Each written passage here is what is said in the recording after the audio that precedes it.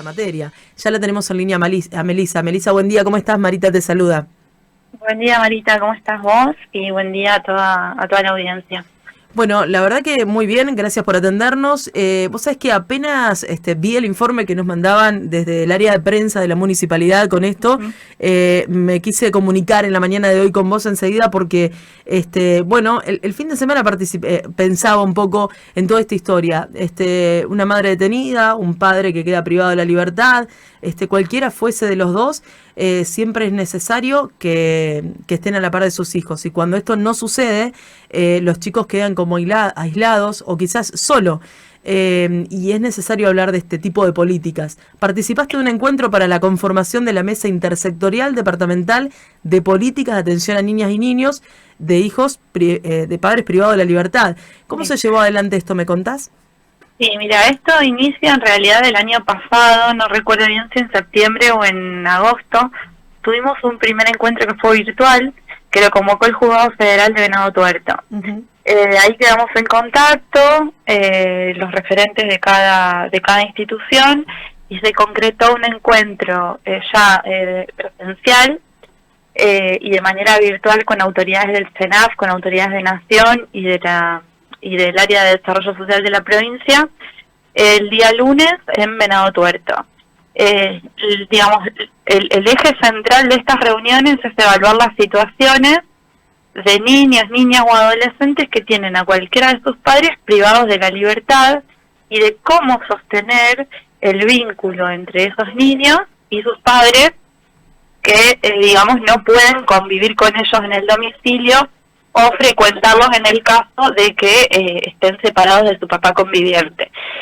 Hay una multiplicidad de situaciones, entonces tratamos de ir viendo y de ir pensando en cuáles son las complejidades que se nos presentan en cada uno, porque tenemos niños que hasta los 4 años pueden permanecer con sus mamás en caso que su mamá esté detenida en un servicio penitenciario.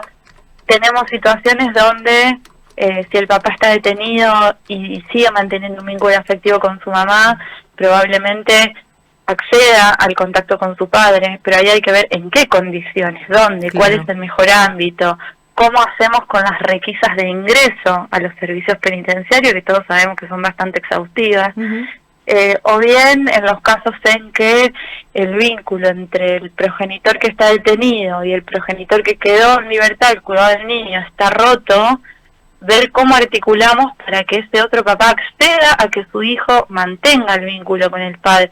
Son un montón de situaciones diversas que se pueden ir planteando y a las que tenemos que ponerle atención.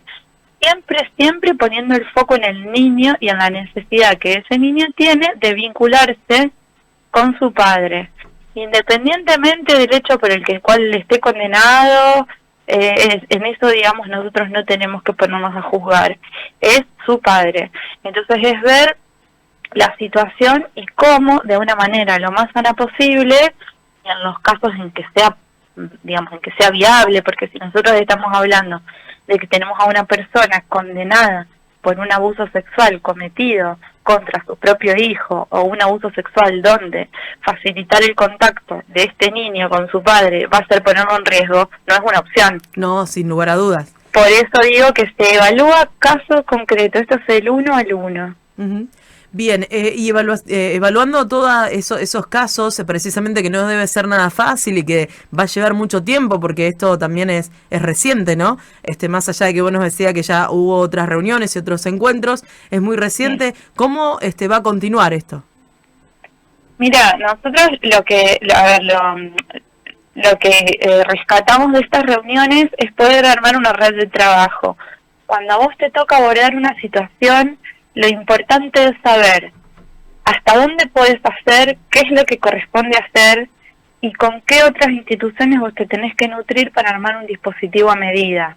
Entonces, estas reuniones tienen que ver con esto, con saber quién es el referente de cada institución, qué recursos puede aportar cada institución para armar un dispositivo a medida, y entonces el día que se nos presenta una situación así, ya sabemos cómo manejar la situación y con quién nos tenemos que comunicar para articular un traslado, articular un permiso y ese tipo de cosas. sea, no es una evaluación, no es un pase de revista de evaluaciones de uno por uno, sino esto, saber, a ver, bien, ¿a quién tengo en esta institución? Bien, ¿qué recurso tiene? En caso de yo tener que tramitar una autorización, ¿a quién me tengo que dirigir? ¿Quién es el referente de esa institución? Tengo su teléfono, me comunico, sé cuál es su oficina. Tiene que ver con agilizar todo eso y hacerlo lo más, digamos, con la mayor celeridad posible para poder resolverlo. Eso es el armado de una red de trabajo. Bien, la verdad es que es un paso gigante poder trabajar y buscar la manera de trabajar coordinadamente, ¿no? En esto que es tan importante para proteger a los niños y acompañarlos. Eso es uno de los temas. Y por el otro lado, Melissa, te saco de ahí y nos vamos a lo que hablábamos fuera de aire. El viernes se llevó adelante una charla muy interesante con la temática abuso infantil. Hubo disertantes y se realizó en el Club Argentino de Servicios. Bueno, esto es un paso también importante, ¿no? Es empezar a hablar de lo que todos de lo que todos sabemos, pero por ahí cuesta entender. Sí, digamos, preparamos una jornada en conjunto con profesionales de la UNR, de la Facultad de Odontología, concretamente a través del doctor Mauricio Bisey, que es residente de aquí en nuestra localidad y es titular de la Cátedra de Estomatología. Lo que se generó fue inicialmente a la mañana con los años más avanzados del secundario, tercero, cuarto, quinto y sexto en el caso de la ENET, una charla de prevención de enfermedades de transmisión sexual y sus manifestaciones orales, sus manifestaciones bucales.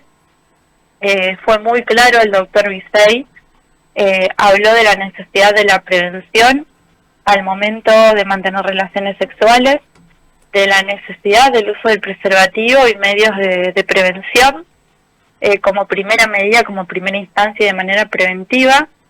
Y también yo creo que hubo dos momentos, uno haciendo referencia a la prevención y el otro haciendo referencia a que esto le puede pasar a cualquiera, porque a veces nos paramos en la vida, y más cuando somos adolescentes y jóvenes y creemos que no nos va a pasar nada, nos paramos en el lugar de esto a mí no me va a tocar, esto a mí no me va a pasar, y no lo hablo solo con esto, ocurre con un montón de situaciones, hasta que de pronto recibiste un llamado un día y eso te tocó, y eso te pasó o le pasó a alguien de al lado, a alguien muy cercano. Entonces, poder identificar primero la necesidad de la prevención, y segundo, si la prevención no fue suficiente, si fuimos tal vez un poco negligentes en eso, hacernos cargo del problema, porque por no asumirlo y no hacernos cargo y ocultarlo no lo resolvemos, todo lo contrario, generamos un problema aún mayor, y pedir ayuda.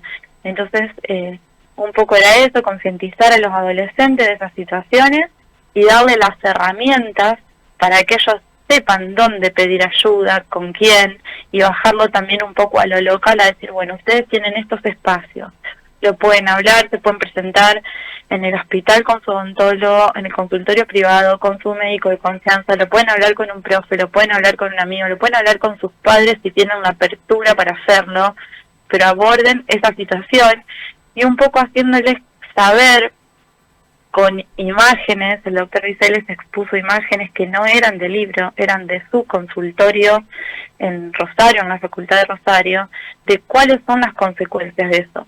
Y más allá de las consecuencias visibles, de cómo impactan todo el sistema orgánico y en todo el sistema de salud. Eso con los adolescentes.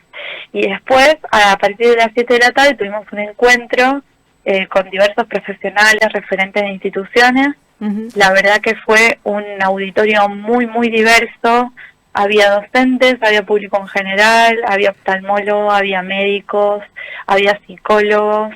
Un auditorio muy diverso donde se expuso la situación de cómo un odontólogo puede, a través del tipo de lesiones que puede presentar un niño, determinar si ese niño ha sido víctima de abuso. Hay muchas lesiones que presentan los chicos en la boca que dan cuenta de que están siendo víctimas de abuso porque tienen que ver con enfermedades de transmisión sexual o con lesiones propias de situaciones de abuso.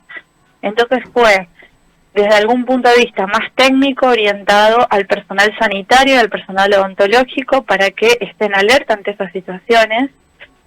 Se abordó desde un punto legal para instruirlos para saber qué tienen que hacer cuando se le presenta una situación de ese tipo. Y después expuso el doctor Leguizamón, que es un infectólogo que trabaja con los odontólogos de la Facultad de Rosario, haciendo referencia no solo a estas situaciones, sino también a el resultado devastador que tiene cualquier enfermedad de transmisión sexual en el organismo de una persona y de la cadena de contagios si eso no se identifica y no se corta a tiempo. Bien, qué importante, te escuchaba con mucha atención porque digo, qué importante esto, lo hablábamos el otro día también con el doctor, todos los chicos hoy, al ingresar a una escuela de nivel inicial y demás, necesitan tener los controles médicos y entre eso el control bucodental. Y eso es realmente una ayuda a descubrir lo que le está pasando al niño, que quizás por ser tan pequeño no puede expresarse y decir realmente lo que pasa. Es muy importante trabajar en conjunto.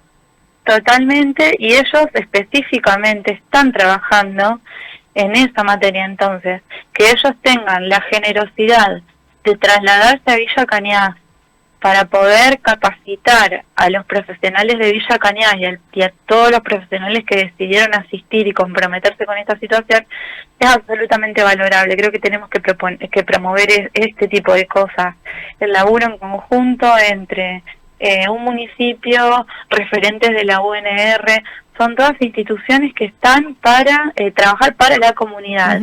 Y la verdad que tuvimos algunos exponentes que fueron por Zoom, tuvimos la presencia de la decana de la Facultad de Odontología, del vicerrector de la Facultad de la UNR, participó una abogada también vía Zoom. Entonces, poder brindarle a la gente de Villa Cañas esa posibilidad, y de la región, porque participaron profesionales de la región también, esa posibilidad de capacitarse es absolutamente valiosa. Tal vez es algo de lo poco bueno que nos dejó la pandemia, que tiene que ver con esto de usar los medios digitales para algo altamente positivo, que es la posibilidad de capacitarnos con la comodidad de estar cerca de nuestra casa o bien desde nuestra casa. Bien, Melissa, muchísimas gracias por tu tiempo. La verdad que fueron unos temas muy importantes para que toda la comunidad sepa cómo están trabajando en estas áreas, así que muy amable y estaremos en contacto. Bueno, Marita, te agradezco a vos la posibilidad siempre de permitirnos difundir todas las propuestas que surgen de aquí de la Secretaría y del municipio en general. Muchas gracias. Hasta luego.